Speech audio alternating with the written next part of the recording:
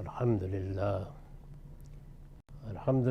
رب العالمین والصلاة والسلام علی محمد الامین اعوذ باللہ من الشیطان الرجیم بسم اللہ الرحمن الرحیم۔ خواتین و حضرات، ہم سورہ اعراف کی آیت 156 کا مطالعہ کر رہے ہیں۔ سیدنا موسیٰ علیہ السلام جب تورات کے الواح لے کر واپس آئے اور قوم کو دیکھا کہ وہ ایک بڑی گمراہی میں مبتلا ہو گئی ہے، تو پہلے تنبیہ کی، پھر اپنے لیے اور اپنے بھائی کے لیے معافی طلب کی۔ اس کے جواب میں اللہ تعالیٰ نے جو کچھ فرمایا وہ اب زیر بحث ہے۔ ارشاد ہوا کہ میں عذاب میں تو اسی کو مبتلا کرتا ہوں جسے میں اپنے قانون کے مطابق مبتلا کرنا چاہتا ہوں۔ یعنی میرا ایک ضابطہ ہے، کسی کو سزا دینی ہے تو سزا ایک ایسی چیز ہے جس میں ادنا درجے کے ظلم کو گوارا نہیں کیا جا سکتا۔ اس کائنات کا خالق بھی عدل کے تقاضوں کو پورا کرنے ہی کے لیے سزا دیتا ہے، سزا اس کا عام دستور نہیں ہے۔ چنانچہ اس بات کو واضح کرتے ہوئے کہا، اور ظاہر ہے اس کا سیاق یہ ہے کہ تم لوگوں میں سے جنہوں نے اس بڑے جرم کا ارتکاب کیا ہے، میں اگر ان کو سزا دے رہا ہوں تو یہ اس قانون کا لازمی تقاضا ہے۔ جس ضابطے پر اس عالم کو بنایا گیا ہے یہ اس کا لازمی تقاضا ہے۔ اگر اس پر بھی سزا نہ دی جائے تو پھر وہ سب قواعد ختم ہو جاتے ہیں جس پر یہ کائنات اور اس کا دستور قائم کیا گیا ہے۔ لیکن میرا عام طریقہ یہ نہیں ہے۔ چنانچہ ارشاد ہوا تھا کہ میری رحمت ہر چیز کا احاطہ کیے ہوئے ہے، ہر چیز کو شامل ہے۔ وہ نہیں دیکھتی کہ کون کافر ہے، کون مومن ہے۔ دنیا میں بھی اس کے معاملات بڑی وسعت رکھتے ہیں، اور قیامت میں بھی عفو و درگزر کے لحاظ سے وہ معلوم نہیں کن کن چیزوں کا احاطہ کر لے گی۔ رحمتی وسعت کل شیء۔ اب اس کے بعد اسی بات کو جو دنیا میں ایک قانون کے طور پر بیان ہوئی، آخرت سے متعلق کیا ہے۔ ارشاد فرمایا فَسَأَكْتُبُهَا لِلَّذِينَ يَتَّقُونَ وَيُؤْتُونَ الزَّكَاةَ وَالَّذِينَ هُمْ بِآيَاتِنَا يُؤْمِنُونَ۔ سو قیامت کے لیے میں اس کو، یعنی کس کو؟ اپنی رحمت کو ان لوگوں کے حق میں لکھ رکھوں گا جو تقوی اختیار کریں گے اور زکوٰۃ ادا کریں گے، اور ان کے حق میں جو ہماری آیتوں پر ایمان لائیں گے۔ یعنی علم اور عمل میں اگر صحیح رویہ اختیار کیا جائے گا تو آخرت میں رحمت کا استحقاق ان لوگوں کے لیے ہے۔ دنیا میں ہر کافر و مومن اللہ کی رحمت سے استفادہ کرتا ہے، لیکن آخرت کے لیے ایک معیار، ایک قاعدہ اور ایک قانون بنا دیا گیا ہے۔ وہاں اللہ کی رحمت کا یہ قاعدہ اجمال میں بھی بیان ہوا ہے قرآن مجید میں، اور یہاں کچھ تفصیل بھی کی ہے۔ اجمال یہ ہے کہ ان رحمت اللہ قریب من المحسنین۔ وہ لوگ جو خوبی کا رویہ اختیار کرتے ہیں، اللہ کی رحمت ان کے بہت قریب ہوتی ہے۔ تو دنیا میں تو اللہ تعالیٰ امتحان کے طور پر بھی نوازتے ہیں، استدراج کے اصول پر بھی نوازتے ہیں، امحال کے لیے بھی نوازتے ہیں، لیکن قیامت میں یہ ارشاد ہوا کہ وہی لوگ کہ جو اپنے آپ کو ڈسپلن کریں گے، یعنی اپنے آپ کو بگبٹ نہیں چھوڑ دیں گے، بے لگام نہیں چھوڑ دیں گے، تقوی اختیار کریں گے۔ تقوی کیا ہے؟ حدود آشنائی، اپنے آپ کو ڈسپلن کرنا، نظم میں رکھنا، اللہ تعالیٰ کو اللہ مان کر اور اپنے آپ کو ایک بندے کی حیثیت سے اس سے متعلق کرتے ہوئے زندگی بسر کرنا۔ جو تقوی اختیار کریں گے اور زکوٰۃ ادا کریں گے، یہ ظاہر ہے کہ بندوں کا حق ہے۔ اور پھر فرمایا کہ اور ان کے حق میں جو ہماری آیتوں پر ایمان لائیں گے۔ اس پر میں نے لکھا ہے موسیٰ علیہ السلام کی دعا پوری قوم کے لیے تھی، یعنی یہ جواب دعا ہے۔ اس سے پیچھے انہوں نے عفو و درگزر کی، رحمت کی، دعا کی اللہ تعالیٰ سے۔ بڑا گناہ چونکہ قوم سے ہوا تھا اور یہ چیز صاف نظر آ رہی تھی کہ اس پر سخت سزا ہوگی، تو انہوں نے دعا کی۔ موسیٰ علیہ السلام کی دعا پوری قوم کے لیے تھی، یعنی جو پیچھے نقل ہوئی ہے، اور تعمیم کے ساتھ مانگی گئی تھی، یعنی اس میں کوئی استثناء نہیں رکھا گیا تھا، مگر اللہ تعالیٰ نے اس کے جواب میں اصل ضابطہ بیان فرما دیا ہے کہ اس کا عذاب کن لوگوں پر آتا ہے اور دنیا اور آخرت میں اس کی رحمت سے کون بہرہ یاب ہوتے ہیں۔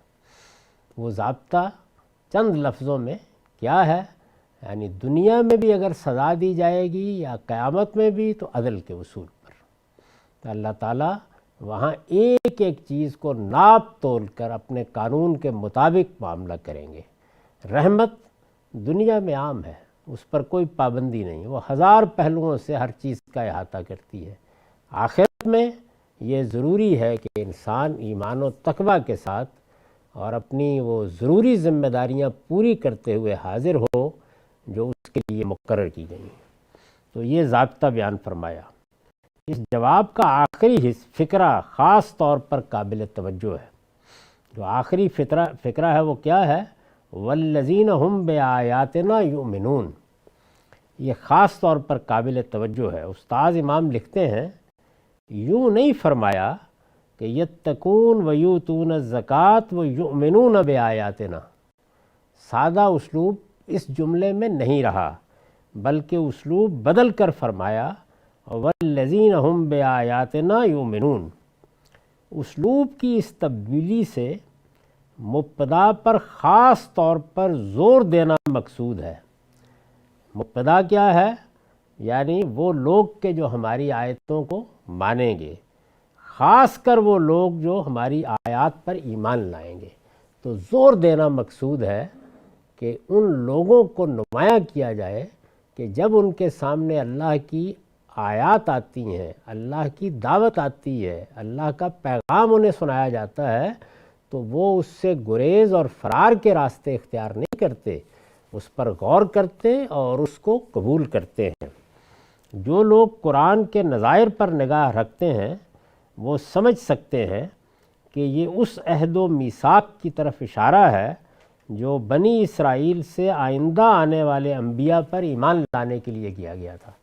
یعنی بنی اسرائیل کو پابند کیا گیا تھا کہ وہ چونکہ اللہ کی منتخب امت ہیں تو پے در پے پیغمبر آئیں گے، ایک کے بعد دوسرا پیغمبر آئے گا۔ انہیں یہ ذمہ داری جو اللہ کی طرف سے دی گئی ہے کہ وہ اس کی توحید کا مرکز بنائیں، اور یہ مرکز محض ایک عبادت گاہ نہیں ہے بلکہ ایک پوری ریاست ہے، فلسطین کی یا کنعان کی پرانی ریاست جس کو بنی اسرائیل کے لیے خاص کیا گیا، یا دوسرے لفظوں میں یہ کہیے کہ اللہ تعالیٰ نے اپنے دین کے لیے خاص کر لیا۔ تو اس میں ان سے یہ تقاضا کیا گیا تھا کہ وہ یہاں رہے اور یہاں اللہ کی ہدایت کے علمبردار بن کر رہیں، اور چونکہ ان کو اللہ تعالیٰ کے پیغمبروں کی رہنمائی میں کام کرنا ہے، یعنی پیغمبر پے در پے آتے رہیں گے، جس کو قرآن نے بیان کیا قفینا من بعدہ بالرسل، ایک کے بعد دوسرا پیغمبر، ایک کے بعد دوسرا نبی آتا رہے گا، تو ظاہر ہے اس میں اللہ کی آیات سامنے آئیں گی، بار بار اللہ تعالیٰ کی طرف سے جو ہدایت کی جائے گی اس کو قبول کرنا ہوگا، تو وہ اس پر ایمان لاتے رہیں، یعنی کبھی اس سے گریز یا فرار کے راستے اختیار نہ کریں۔ آخری زمانے میں جب انہوں نے سیدنا یحییٰ کو ماننے سے انکار کیا، یا اسی طریقے سے سیدنا مسیح کو ماننے سے انکار کیا، تو اس ہدایت کی اس بڑے پیمانے پر خلاف ورزی کی کہ اللہ نے ان کو راندہ درگاہ کر دیا۔ اور پھر آخری امتحان وہی تھا کہ جب رسول اللہ صلی اللہ علیہ وسلم کی بعثت ہو تو دنیا بھر میں جو اہل کتاب ہیں وہ سب سے پہلے، سب سے بڑھ کر، سب سے آگے ہو کر اس کی تصدیق کریں۔ یہ عہد اس مقصد سے لیا گیا تھا، اور یہ بات اسی سیاق میں کہی گئی ہے کہ وہ ہماری آیتوں پر ایمان لائیں گے۔ اب جب بات یہاں تک پہنچ گئی، یعنی ایک اصول ایک عام قاعدے کی حیثیت سے بات بیان کر دی گئی تو سامنے کون کھڑے ہیں؟ اس وقت کے اہل کتاب ہیں، ان سے کیا مطالبہ کیا جا رہا ہے؟ اس وقت مراد یعنی زمانہ رسالت کے رسول اللہ صلی اللہ علیہ وسلم کے مخاطبین کلام کو مطابق حال کرنے کے لیے اس میثاق کا حوالہ دیا ہے جو خاص محمد الرسول اللہ صلی اللہ علیہ وسلم کے لیے لیا گیا تھا، اور اس طرح گویا پیچھے کی بات کو اٹھا کر ایک تضمین کے ذریعے سے بالکل اس جگہ پہنچا دیا ہے جہاں اب مطالبات کیے جا رہے ہیں اللہ تعالیٰ۔ تو ارشاد فرمایا کہ الذین یتبعون الرسول، یعنی اپنی رحمت ان کے لیے خاص کر رکھوں گا قیامت میں۔ پہلے تو اصول تھے، اب فرمایا ان کے لیے خاص کر رکھوں گا ان لوگوں کے حق میں جو آج اس نبی امی رسول کی پیروی کریں گے۔ یعنی اس وقت جب کہ اللہ کا آخری پیغمبر آ گیا ہے، وہ امی رسول آ گیا ہے جس کے بارے میں سب پیغمبروں نے پیشین گوئی کی تھی، تو اب اصلی امتحان یہی ہے کہ کون اس رسول کی پیروی کرتا ہے۔ ارشاد فرمایا کہ نبی امی رسول کی پیروی کریں گے ان کے لیے لکھ رکھوں گا۔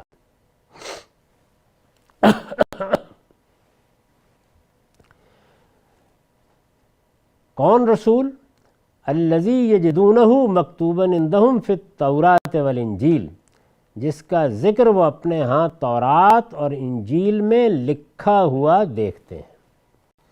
یعنی اب حوالہ دیا کہ ایسا نہیں ہے کہ یہ کوئی اجنبی رسول ہے، تمہارے لیے کوئی غیر متعارف ہستی ہے، اس کی پیشین گوئی تمہاری اپنی کتابوں میں ہے، اس کا تفصیلی ذکر تم پڑھتے آ رہے ہو۔ اب وہ رسول، وہ نبی امی آ گیا ہے، تو لہٰذا نجات کی بنیاد اب یہی ہے کہ یہ دیکھا جائے کہ تم اس کے بارے میں کیا رویہ اختیار کرتے ہو۔ یہ پیچھے جس عہد و میثاق کی طرف اشارہ تھا، قرآن مجید نے اس کی تفصیلات بہت سی جگہوں پر کی ہیں۔ اس کی وضاحت کے لیے ملاحظہ ہوں سورہ مائدہ کی آیت 12 اور سورہ آل عمران کی آیات 81-82، جن میں یہ عہد و میثاق تفصیل کے ساتھ بیان ہوا ہے۔ یعنی وہاں اس کی تفصیلات ہیں، یہاں بس حوالہ دے دیا ہے، ایک جملے میں بیان کر دیا ہے۔ اس کے بعد نبی امی رسول کے بارے میں نے لکھا ہے، حضرت موسیٰ کی دعا کا جواب پچھلے فقرے پر ختم ہو گیا ہے۔ وہ پچھلا فقرہ کیا تھا؟ اور ان کے حق میں جو ہماری آیتوں پر ایمان لائیں گے، یعنی دعا کے جواب میں جو بات اللہ تعالیٰ نے فرمائی وہ تو اس وقت اتنی ہی فرمائی تھی، لیکن اب جب اس کو نقل کیا ہے تو آگے تضمین کے طریقے پر کلام کو مطابق حال کیا۔ یہاں سے آگے اب تضمین کے طریقے پر کلام کو مطابق حال کر دیا ہے کہ اس وقت یعنی جب یہ کلام نازل ہو رہا ہے، والذین ہم بآیاتنا یؤمنون کے مصداق کون لوگ ہوں گے؟ یعنی اللہ کی آیتوں پر ایمان لائیں گے، وہاں تو بالاجمال یہ بات کہی تھی، لیکن اب امتحان کا وقت آ گیا ہے۔ اللہ کی آیتیں نازل ہو گئی ہیں قرآن مجید کی صورت میں، اللہ کا آخری پیغمبر زمین پر موجود ہے۔ اب جو لوگ اس کو مانیں گے تو گویا وہ اللہ کی آیات پر ایمان لانے والے ہوں گے، جس کا ذکر وہ اپنے ہاں تورات اور انجیل میں لکھا ہوا دیکھتے ہیں۔ یہ تینوں لفظ یعنی نبی، امی اور رسول، الذین یتبعون الرسول النبی الامی، یہ تینوں لفظ محمد رسول اللہ صلی اللہ علیہ وسلم کے تعارف کے لیے استعمال ہوئے۔ آپ بنی اسماعیل میں پیدا ہوئے، جنہیں ان کے بھائی بنی اسرائیل امی کہتے تھے۔ قرآن مجید میں تمام بنی اسماعیل کو یا مشرکین مکہ کو یا قریش کہہ لیجئے امین کہا گیا ہے، اس لیے قرآن کی تعبیر میں اس کے معنی ان پڑھ کے نہیں ہیں۔ وہ ایک الگ بحث ہے کہ رسالت میں آپ صلی اللہ علیہ وسلم لکھنا پڑھنا جانتے تھے یا نہیں جانتے تھے، اس کا یہاں موقع نہیں ہے، لیکن امی کا مطلب یہ نہیں۔ امی کا مطلب ہے وہ لوگ، وہ قوم، وہ جماعت جو اللہ کی کتاب اور انبیاء ان سے اب صدیوں کے تعامل کی وجہ سے اس طرح واقف نہیں رہی جس طرح کے اہل کتاب تھے۔ یعنی اہل کتاب یہ سمجھتے تھے یا یہود یہ سمجھتے تھے کہ ہمارے ہاں تو پے در پے پیغمبر آتے رہے، کتابیں آتی رہیں، اور ہمارے ہاں وہ روایت بہت پختہ ہے، دینی رہنما ہیں، دینی اعمال ہیں، یہ سب چیزیں ہیں۔ ان لوگوں کے ہاں چونکہ ان چیزوں سے آشنائی نہیں رہی، اور 2000 سال سے یہ اسی طرح سیدنا اسماعیل کی روایت ہی کے ساتھ لگے ہوئے ہیں، اور اس کے بعد بہت سی چیزیں ان کے ہاں ابہام میں جا چکی ہیں، تو انہوں نے ان کے لیے امی کا لقب کر لیا تھا۔ اس مفہوم میں یہ استعمال ہوتا ہے، ورنہ ساری قوم کو اگر امی اس معنی میں کہا جائے تو ہم جانتے ہیں کہ قریش میں بہت سے لوگ پڑھنا لکھنا جانتے تھے، تو ایسا نہیں ہے کہ یہ ان پڑھ کے معنی میں ہے۔ یہ تینوں لفظ محمد رسول اللہ صلی اللہ علیہ وسلم کے تعارف کے لیے استعمال ہوئے ہیں۔ آپ بنی اسماعیل میں پیدا ہوئے، جنہیں ان کے بھائی بنی اسرائیل امی کہتے تھے، اور ان کے بالمقابل یعنی اہل کتاب کے بالمقابل، وہ بھائی ہیں اس لیے کہ وہ بنی اسحاق ہیں، بنی اسماعیل کے لیے یہ گویا ایک امتیازی لقب بن چکا تھا۔ یعنی اگر امی کہیں یا بنی اسماعیل کہیں تو ایک ہی مدعا پیش نظر ہوتا تھا، اس لیے کہ وہ اس طریقے سے حاملین کتاب و شریعت نہیں تھے جس طرح بنی اسرائیل تھے۔ یعنی انہیں اس نوعیت کی کوئی شریعت، تفصیلی شریعت نہیں دی گئی تھی جیسی کہ بنی اسرائیل کے پاس تھی، تورات کی صورت میں تھی۔ آپ کو اللہ تعالیٰ نے نبوت عطا فرمائی، یعنی رسول اللہ صلی اللہ علیہ وسلم کو نبوت عطا فرمائی، اور صرف نبوت ہی نہیں، اس کے ساتھ رسالت کے منصب پر بھی سرفراز فرمایا تھا۔ تو اب دیکھیے کہ امی، نبی اور رسول تینوں چیزیں گویا جمع ہو گئیں۔ چنانچہ خدا کی زمین پر آخری دینونت جزا و سزا جو دنیا میں دی جاتی ہے، آخری دینونت آپ ہی کے ذریعے سے برپا کی گئی، جو اب پوری انسانیت کے لیے خدا کی سب سے بڑی حجت ہے۔ یعنی اگر آپ دیکھیں تو اس وقت دو چیزیں ہیں جو انسان کے لیے ایک حقیقت ثابتہ کے طور پر موجود ہے۔ ایک وہ دینونت یا وہ جزا و سزا جو محمد الرسول اللہ صلی اللہ علیہ وسلم کے ذریعے سے برپا ہوئی، اس میں آپ کے منکرین کو اللہ تعالیٰ نے سزا دی اسی دنیا میں، اور آپ کے ماننے والوں کو غلبہ عطا فرمایا، یہاں تک کہ کیسر و کسریٰ کی سلطنتیں بھی ان کے سامنے بالکل خس و خاشاک ہو گئیں۔ تو ایک یہ دینونت، اور دوسرے وہ دینونت جو مسیح علیہ السلام کے دنیا سے رخصت ہونے کے بعد سامنے آئی، جس میں پہلے بنی اسرائیل کو رومیوں کے ذریعے سے سخت سزا دی گئی، ایسی دردناک سزا کہ اس کی تفصیلات سے رونگٹے کھڑے ہو جاتے ہیں، اور پھر اس کے بعد بتدریج ان کے ماننے والوں کو بالادستی حاصل ہونا شروع ہو گئی، اور فیصلہ سنا دیا گیا کہ یہ قیامت تک قائم رہے گی۔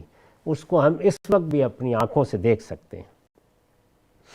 چنانچہ خدا کی زمین پر آخری دینونت آپ ہی کے ذریعے سے برپا کی گئی، جو اب پوری انسانیت کے لیے خدا کی سب سے بڑی حجت ہے۔ تو ارشاد فرمایا کہ آج اس نبی امی رسول کی پیروی کریں گے جس کا ذکر وہ اپنے ہاں تورات اور انجیل میں لکھا ہوا دیکھتے ہیں۔ میں نے اس کی تفصیلات یہاں جمع کر دی ہیں۔ تورات میں یہ ذکر اس طرح آیا ہے، ظاہر ہے کہ قرآن نے یہاں تورات کا اور انجیل دونوں کا حوالہ دیا ہے، اور یہ بتایا ہے کہ جو تورات و انجیل اس وقت بھی تمہارے پاس موجود ہے، اس میں یہ ذکر لکھا ہوا ہے۔ تورات میں یہ ذکر اس طرح آیا ہے، خداوند تیرا خدا تیرے لیے تیرے ہی درمیان سے، یعنی تیرے ہی بھائیوں میں سے، بنی اسحاق کے بھائی کون ہیں؟ بنی اسماعیل۔ خداوند تیرا خدا تیرے لیے تیرے ہی درمیان سے، یعنی تیرے ہی بھائیوں میں سے میری مانند ایک نبی برپا کرے گا۔ میری مانند یعنی موسیٰ علیہ السلام کی مانند، تم اس کی سننا۔ اور خداوند نے مجھ سے کہا کہ وہ جو کچھ کہتے ہیں سو ٹھیک کہتے ہیں، میں ان کے لیے انہی کے بھائیوں میں سے تیری مانند ایک نبی برپا کروں گا اور اپنا کلام اس کے منہ میں ڈالوں گا، یعنی یہ قرآن مجید، اور جو کچھ میں اسے حکم دوں گا وہی وہ ان سے کہے گا، اور جو کوئی میری ان باتوں کو جن کا وہ میرا نام لے کر کہے گا، یعنی رسالت مآب صلی اللہ علیہ وسلم پر جو کتاب نازل ہوئی ہے وہ اللہ تعالیٰ کی طرف سے پہلے اپنی اتھارٹی بیان کرتی ہے۔ بسم اللہ الرحمن الرحیم، ہر سورہ کے شروع میں اللہ رحمان و رحیم کے نام سے یہ کلام تمہیں سنایا جا رہا ہے۔ جو کوئی میری ان باتوں کو جن کو میرا نام لے کر کہے گا نہ سنے تو میں ان کا حساب اس سے لوں گا۔ یہ تورات کی کتاب استثناء ہے، 15 سے 19 آیات اور 18واں باب۔ استاد امام لکھتے ہیں، اس سے معلوم ہوا کہ بنی اسرائیل پر خود حضرت موسیٰ ہی نے یہ حقیقت واضح کر دی تھی کہ آنے والا نبی، یعنی جس کی اطاعت کا عہد لیا جا رہا ہے، بنی اسماعیل یعنی امیوں میں پیدا ہوگا، اس لیے کہ اس سیاق میں تیرے بھائیوں میں سے یا انہی کے بھائیوں میں سے کا مطلب اس کے سوا کچھ ہو ہی نہیں سکتا کہ وہ بنی اسماعیل میں سے ہوگا۔ یہ حضرت موسیٰ کی زبان مبارک سے گویا اسی بشارت کا اعادہ تھا جو سیدنا ابراہیم نے حضرت اسماعیل کی نسل سے ایک رسول کی بعثت کی دی تھی۔ آخر میں پھر سیدنا مسیح کی پیشین گوئیاں آئیں گی۔ یہ گویا تورات میں سیدنا موسیٰ علیہ السلام نے جو عہد لیا اور پابند کیا کہ وہ نبی آئے گا، تمہارے بھائیوں میں سے ہوگا اور تم اس کی بات ماننا۔ اس کے بعد انہوں نے لکھا ہے، اس سے یہ بھی واضح ہوا کہ وہ صرف نبی نہیں ہوگا بلکہ رسول بھی ہوگا، اس لیے کہ میری مانند اور تیری مانند سے مراد حضرت موسیٰ کے مانند ہے۔ بنی اسماعیل کہ ہاں حضرت اسماعیل بھی اللہ کے رسول تھے، اور آخر میں محمد الرسول اللہ کی بعثت محض نبی کے طور پر یا نبی کی حیثیت سے نہیں بلکہ رسول کی حیثیت سے ہوئی، اور حضرت موسیٰ فرعون اور اس کی قوم کی طرف رسول بنا کر بھیجے گئے تھے، جن کے ذریعے سے بنی اسرائیل کو نجات حاصل ہوئی اور فرعون اور اس کی قوم کو اللہ تعالیٰ نے تباہ کر دیا۔ حضرت صلی اللہ علیہ وسلم بھی اسی طرح اپنی قوم قریش اور اہل عرب کی طرف رسول بنا کر بھیجے گئے تھے، یعنی محض ہدایت پہنچانا مقصود نہیں تھا، وہ نبی کے ذریعے سے بھی پہنچ جاتی۔ قریش کے لیے آپ اللہ کے رسول تھے، یعنی اللہ کی عدالت بن کر آئے تھے۔ تورات میں دوسری جگہ فرمایا ہے، اور یہ بھی کتاب استثنائی میں ہے، 33ویں باب کی دوسری آیت ہے، خداوند سینا سے آیا اور شعیر سے ان پر طلوع ہوا، فاران ہی کے پہاڑ سے وہ جلوہ گر ہوا، 10,000 قدوسیوں کے ساتھ آیا، اور اس کے داہنے ہاتھ ایک آتشی شریعت ان کے لیے تھی۔ یہ بھی رسالت مآب صلی اللہ علیہ وسلم ہی کی پیشین گوئی ہے۔ استاد امام نے لکھا ہے، آتشی شریعت سے میرے نزدیک اسی حقیقت کی طرف اشارہ ہے جو سیدنا مسیح نے ظاہر فرمائی ہے کہ اس کے ہاتھ میں اس کا چھاج ہوگا، وہ اپنے کھلیان کو خوب صاف کرے گا، دانے کو بس سے الگ کرے گا، پھر دانے کو محفوظ کرے گا اور بس کو جلا دے گا۔ یہ بہت خوبصورت تمثیل ہے، یعنی جس وقت آپ کھیت میں سے فصل کاٹتے ہیں، دانوں کو الگ کرتے ہیں اور بس کو الگ کر کے یا پھینکتے ہیں یا جلا دیتے ہیں، اسی طریقے سے رسولوں کے ذریعے سے دانے اور بس کو الگ کیا جاتا ہے، یعنی نیکی اور بدی کو الگ کیا جاتا ہے، خیر کے علمبرداروں کو اور شر اختیار کرنے والوں کو الگ کیا جاتا ہے اور دنیا میں سزا دی جاتی ہے۔ یہ ٹھیک ٹھیک رسول کی وہ خصوصیات بیان ہوئی ہیں جن کی طرف ہم نے اوپر اشارہ کیا کہ وہ اپنی قوم کے لیے عدالت بن کر آتا ہے اور حق و باطل کے درمیان اس کے ذریعے سے فیصلہ ہو جاتا ہے۔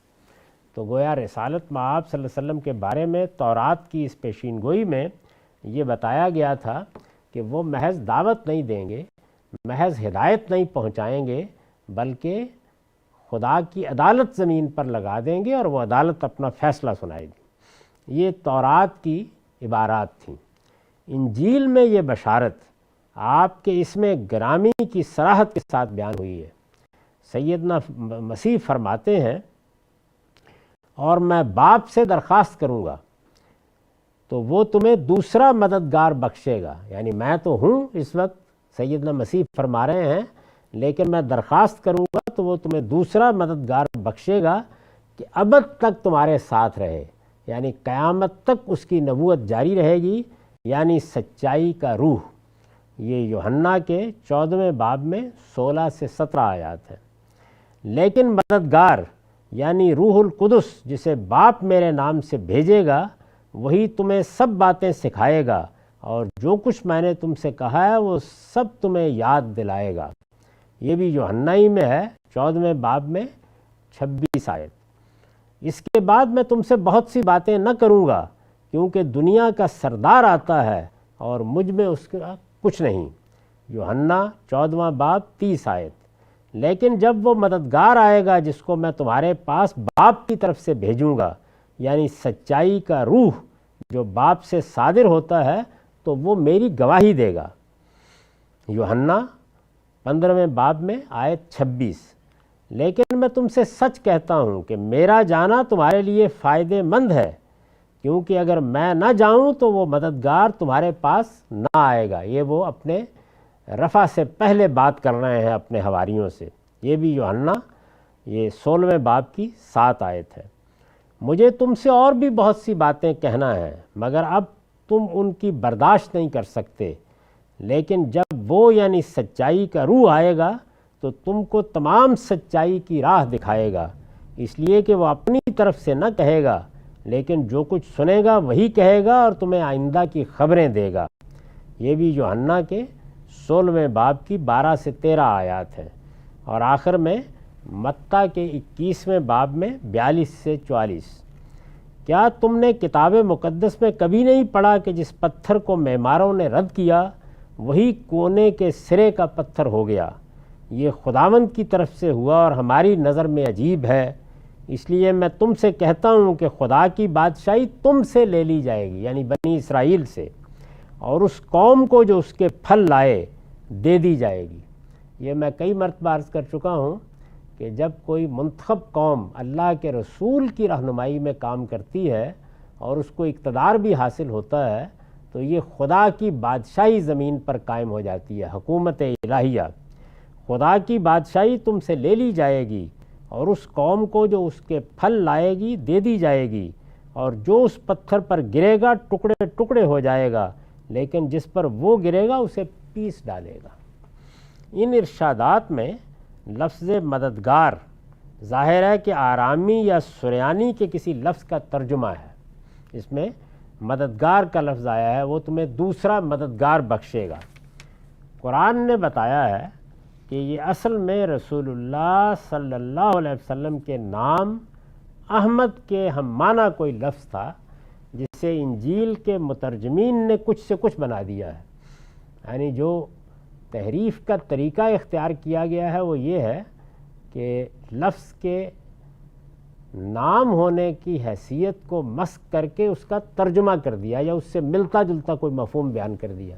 ایسے ہی کہ جیسے محمد کا لفظ آئے اور ہم بجائے اس کے کہ محمد کو نام کی حیثیت سے ذکر کریں، ظاہر ہے کہ وہ ایک شخصیت کا نام ہے، ہم اس کا ترجمہ کر دیں، یہ کہیں کہ تعریف کیا گیا آئے گا۔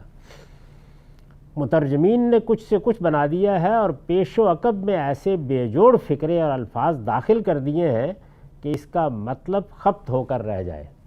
استاذ امام لکھتے ہیں، ان پیشین گوئیوں پر غور کیجئے، یعنی یہ تورات کی اور انجیل کی، ان پیشین گوئیوں پر غور کیجئے۔ حضرت عیسیٰ بنی اسرائیل میں آخری نبی ہیں، ان کے بعد کوئی نبی بنی اسرائیل میں نہیں آیا۔ پھر ان پیشین گوئیوں کا مصداق حضرت صلی اللہ علیہ وسلم کے سوا اور کون ہو سکتا ہے؟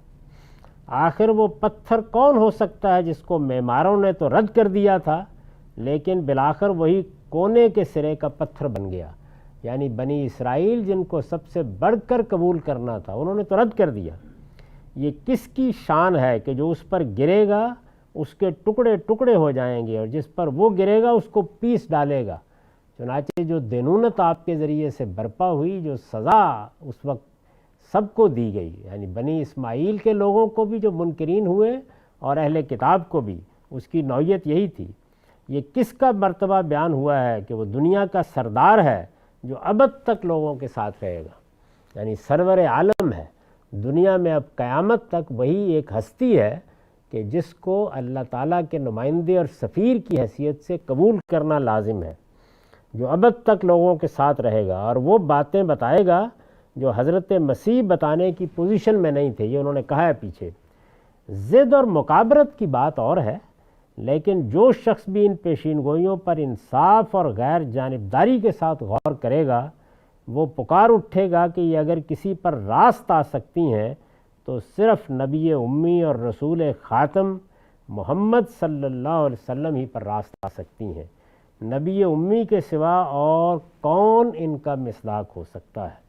تو یہ رسالت مآب صلی اللہ علیہ وسلم کی ان پیشین گوئیوں کا حوالہ تھا جو آپ سے پہلے تورات و انجیل میں موجود تھیں۔ ان کی تفصیل اس لیے کی گئی کہ قرآن مجید نے یہاں ان کا خود حوالہ دیا ہے۔ چنانچہ دیکھیے فرمایا ہے الذین یجدونہ مکتوبا عندہم فی التوراۃ والانجیل، یعنی یہ کون نبی ہے؟ وہ نبی ہے جس کا ذکر وہ اپنے ہاں تورات اور انجیل میں لکھا ہوا دیکھتے ہیں۔ تو اس طرح تعارف کرایا آپ کا۔ اس کے بعد ارشاد فرمایا یامرہم بالمعروف وینہاہم عن المنکر ویحل لہم الطیبات ویحرم علیہم الخبائث ویضع عنہم اثرہم والاغلال التی کانت علیہم فالذین آمنوا بہ وعزروہ ونصروہ واتبعوا النور الذی انزل معہ اولئک ہم المفلحون۔ وہ انہیں بھلائی کا حکم دیتا ہے، برائی سے روکتا ہے، ان کے لیے پاک چیزیں حلال اور ناپاک چیزیں حرام ٹھہراتا ہے۔ پیغمبروں کی جو دعوت ہے اس میں ظاہر ہے کہ اس کی بڑی اہمیت ہے کہ اس کا کانٹینٹ ہمیشہ ایک ہی رہا ہے، یعنی وہ طہارت اور پاکیزگی کی دعوت دیتے ہیں، اور اس میں دو ہی پہلو سب سے نمایاں ہو جاتے ہیں، یعنی ایک تو بدن کی طہارت کی کچھ ہدایات ہیں، لیکن جو پہلو زیادہ نمایاں ہوتے ہیں وہ اخلاق کی طہارت، اخلاق کی پاکیزگی، اخلاق کی بلندی، اخلاق کا تزکیہ، اور دوسرے کھانے پینے کی چیزیں۔ یہ بڑی نمایاں بات ہے، اور جس وقت یہ چیزیں کوئی پیغمبر آ کے بتاتا ہے اور اس اصول پر بتاتا ہے کہ بھلائی ہی اس کی تعلیم کی اصل ہو، اس میں جن چیزوں سے روکا جائے ان کو انسان کا ضمیر مانتا ہو، انسان کی فطرت گواہی دیتی ہو کہ وہ برائی ہیں، اور کھانے پینے کی چیزوں کے بارے میں بھی وہ پاک اور طیب چیزوں کو حلال کرے اور ناپاک چیزوں کو حرام ٹھہرائے۔ یہ بجائے خود اس بات کے لیے دلیل بن جاتا ہے کہ وہ اللہ کی طرف سے بات کر رہا ہے، اس لیے کہ شیطان تو یہ نہیں کرے گا کہ وہ آ کے برائی کی تعلیم دے اور برائی ہی کو اپنا اصل مسئلہ بنائے اور بھلائی کے لیے لوگوں کو بلائے، یہ تو وہ نہیں کرے گا۔ تو ارشاد فرمایا کہ یہ تم دیکھتے ہو کہ محمد الرسول اللہ آئے ہیں اور یہی کر رہے ہیں، یعنی جو پاک چیزیں انہوں نے حرام کر رکھی ہیں انہیں حلال قرار دیتا ہے، اور جو ناپاک چیزیں یہ حلال کیے بیٹھے ہیں انہیں حرام قرار دیتا ہے۔ یعنی وہ پیغمبر جب آئے گا تو جو ان کے فقہا نے، ان کے احبار نے، ان کے علماء نے ان کے اوپر پابندیاں لگا دی ہیں، اور اس طرح بعض حلال چیزوں کو ان کے لیے حرام کر دیا ہے اور بعض حرام چیزوں کو حلال کر دیا ہے، وہ یہ سب معاملہ درست کر کے دین کو بالکل اس بنیاد پر کھڑا کر دے گا جہاں پر صرف پاک چیزیں حلال ہوں گی اور خبائث ہر حال میں حرام ہوں گے۔ پھر اس کی مزید وضاحت کی، اور ان کے اوپر سے ان کے وہ بوجھ اتارتا ہے اور بندشیں دور کرتا ہے جو اب تک ان پر رہی ہیں۔ میں نے لکھا ہے یہ اشارہ ہے ان خود ساختہ پابندیوں کی طرف جو یہود کے فقیہوں نے اپنی فقہی موشگافیوں سے اور ان کے صوفیہ اور رہبان نے اپنے تبرع کے مبالغوں سے اپنے اوپر لاد رکھی تھیں۔ یہ دو ہی وجوہ ہوتی ہیں، یعنی جو فقیہ قسم کے لوگ ہوتے ہیں وہ یہ سمجھتے ہیں کہ کچھ پابندیاں جو اللہ نے اللہ کے پیغمبر نے لگائی ہیں ان سے بات نہیں بن رہی، تو ایک ہتھیار ہے سد ذریعہ کا، یعنی یہ چیز بھی برائی کی طرف لے جائے گی، اس سے بھی خرابی پیدا ہوگی، اس سے بھی معاشرے میں، تو وہ حرمتوں کی ایک فہرست بنانا شروع کر دیتے ہیں اور یہ چیز بڑھتی چلی جاتی ہے۔ خود ہمارے ہاں یہ چیز ہوئی ہے، یعنی ہمارے فقہا نے سد ذریعہ کے طور پر باتوں کو بالکل دین کی حیثیت سے پیش کرنا شروع کر دیا۔ بہت بڑے پیمانے پر یہ ہوا ہے، یعنی وہ چیزیں جو اللہ تعالیٰ نے ممنوع قرار دی ہیں وہ واضح ہیں، وہ نہایت صاف ہے، یعنی جو حرمت و حلت کھانے پینے میں ہے وہ بھی بالکل واضح ہے، اس کو قرآن مجید نے بالکل صاف کر دیا ہے، وہ اللہ کے پیغمبر نے جگہ جگہ بیان کر دی ہے، اور جو اخلاق کی حرمتیں ہیں ان کو بھی قرآن مجید نے بتا دیا ہے کہ کیا چیزیں ہیں جو ممنوع ہیں، گن کے بتا دیا ہے کہ یہ 5 چیزیں ہیں جن کو اس باب میں اللہ تعالیٰ نے حرام ٹھہرایا ہے، ان سے بچنے کی صحیح کرو۔ لیکن اب ظاہر ہے کہ ان 5 چیزوں کی طرف لے جانے والی چیزوں سے بھی بچنا چاہیے انسان کو، اسے قانون بنا کر قاعدہ بنا کر حرمتوں کی فہرست بہت طویل ہو جاتی ہے۔ تو فرمایا کہ جب یہ آخری پیغمبر آئیں گے تو یہود کے فقہا جو پابندیاں اس طرح کی لگا چکے ہیں یا حلال حرام کے اس طرح کے فیصلے دے چکے ہیں وہ ختم کر دیں گے۔ فقہی منہ شگافیاں باعث بنتی ہیں کہ یہ بات جو ہے یہ فلاں بات سے نکلتی ہے اور اس کو اس پر قیاس کیا جا سکتا ہے، اور یہ بات اگر کہی گئی ہے تو اس سے نص کا یہ اقتضا پیدا ہو گیا ہے کہ فلاں چیز سے بھی روکا جائے۔ یہ ایک پورا کا پورا اسٹرکچر یا ذہن ہوتا ہے کہ جس کے تحت یہ فقہ وجود میں آتی ہے، اور جیسے ہی آپ آ کے اصل دین بیان کرتے ہیں تو پہلا الزام یہی لگتا ہے کہ یہ کیا ہو رہا ہے، یہ تو دین کو آسان بنایا جا رہا ہے۔ یہاں دیکھیے محمد الرسول اللہ صلی اللہ علیہ وسلم کا تعارف یہ کہہ کے کرایا جا رہا ہے کہ وہ یہی کام کریں گے، اور الفاظ کیا اختیار کیے ہیں کہ وَيَضَعُ عَنْهُمْ إِصْرَهُمْ وَالْأَغْلَالَ الَّتِي كَانَتْ عَلَيْهِمْ، یہ بوجھ جو ان کے اوپر ڈال دیے گئے ہیں، یہ بیڑیاں جو انہیں پہنا دی گئی ہیں، یہ محمد الرسول اللہ آ کے دور کر دیں گے جو اب تک ان پر رہی ہیں، الَّتِي كَانَتْ عَلَيْهِمْ۔ یہ میں نے فقہا کا حوالہ دیا یہود کے۔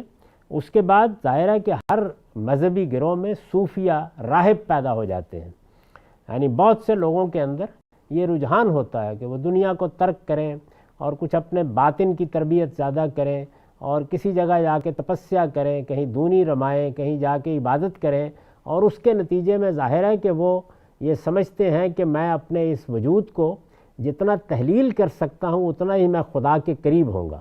یہ تو ایک مایا کا جال ہے جس میں دنیا پھنسی ہوئی ہے۔ تو ہر جگہ جہاں یہ صوفیانہ مزاج پیدا ہوتا ہے وہاں یہ منطق بھی وجود میں آ جاتی ہے۔ اپنے تورع کے، یعنی اللہ تعالیٰ کا خوف، اللہ تعالیٰ سے تعلق، یہ چیز جو ہے یہ حدود سے تجاوز کرتی ہے۔ تورع کے مبالغوں سے وہ اپنے اوپر بعض پابندیاں لگاتے ہیں، ہم یہ بھی نہیں کھائیں گے، وہ بھی نہیں کریں گے۔ تو اس طریقے سے یہ دونوں گروہ یا دونوں جماعتیں مل کر ایک پوری کی پوری نئی فقہ بنا ڈالتے ہیں، نئی شریعت بنا ڈالتے ہیں۔ اس کو قرآن مجید نے یہاں اسر و اغلال سے تعبیر کیا ہے، یعنی گویا بوجھ ہیں جو لوگوں کے اوپر ڈال دیے ہیں انہوں نے، اور بندشیں اور زنجیریں ہیں جن میں ان کو باندھ دیا ہے۔ تو فرمایا یہ سب کی سب ہمارا پیغمبر آئے گا اور اتار دے گا۔ ان کے صوفیہ اور رہبان نے اپنے تورع کے مبالغوں سے اپنے اوپر لاد رکھی تھی، نیز ان پابندیوں کی طرف جو ان کی سرکشی کے باعث اللہ تعالیٰ کی طرف سے بھی ان پر عائد کر دی گئی تھی۔ اور پھر جب یہ سرکشی اختیار کرتے تھے تو بعض موقعوں پر اللہ تعالیٰ بھی اپنی شریعت کے احکام میں سختی کر دیتے تھے، جس کی ایک بہت ہی خوبصورت مثال سورہ بقرہ کے شروع میں بقرہ کو یا گائے کو ذبح کرنے کا واقعہ ہے کہ ایک عام گائے ذبح کرنے کی ہدایت کی گئی، قربانی ہوگی، قربانی ایک بڑی عبادت ہے، اس موقع پر لوگ قسمیں کھا لیں گے، لیکن انہوں نے اپنی مین میخ سے گائے کے معاملے کو انتہائی سخت کر لیا اپنے آپ سے۔ تو اس طرح کی چیزیں بھی ان کے ہاں موجود تھی۔ فرمایا یہ سب ہمارا وہ پیغمبر آئے گا اور وہ ان میں سے ایک چیز کو اٹھا کر پھینک دے گا۔ پھر ارشاد ہوا لہٰذا جو اس پر ایمان لائے، یعنی جب وہ آئے گا تو جو اس پر ایمان لائے، جنہوں نے اس کی عزت کی اور اس کی نصرت کے لیے اٹھ کھڑے ہوئے، یہ وہ تقاضے ہیں کہ جب خدا کا پیغمبر آتا ہے تو کیا کرنا چاہیے۔ ایمان لائے، جنہوں نے اس کی عزت کی، احترام کیا، توقیر کی، اور اس کی نصرت کے لیے اٹھ کھڑے ہوئے، یعنی اگر مدد کی ضرورت ہوئی تو اپنی مدد پیش کر دی، جس کو نصرت دین بھی کہا جاتا ہے اور پیغمبر اور اللہ کی نصرت بھی کہا جاتا ہے۔ اور اس روشنی کی پیروی اختیار کر لی جو اس کے ساتھ اتاری گئی ہے۔ ظاہر ہے کہ یہی مطالبے ہیں ایمان کے۔ ان سے دیکھا جا سکتا ہے کہ ہمارے ہاں عقیدت فروشوں نے جو مطالبات پیدا کر رکھے ہوئے ہیں اور جس طرح کی داستانیں وہ بیان کرتے ہیں وہ بالکل الگ ہے۔ اللہ کے پیغمبر سے متعلق یہ تقاضے ہیں: ایمان لائے، عزت و احترام کا معاملہ کیا، نصرت کی یعنی مدد کی، اور اس روشنی کی پیروی اختیار کی جو وہ لائے تھے، وہی فلاح پانے والے ہیں، اولئک ھم المفلحون۔ تو یہ گویا ان کو بتایا گیا کہ اب اللہ کا پیغمبر آیا ہے، تمہیں اس کے ساتھ یہ کرنا ہے، اور یہ موسیٰ علیہ السلام کی اس دعا کے جواب کے ساتھ ملا کے بیان فرما دیا۔ اقول قولی ھذا واستغفر اللہ لی ولکم ولسائر المسلمین۔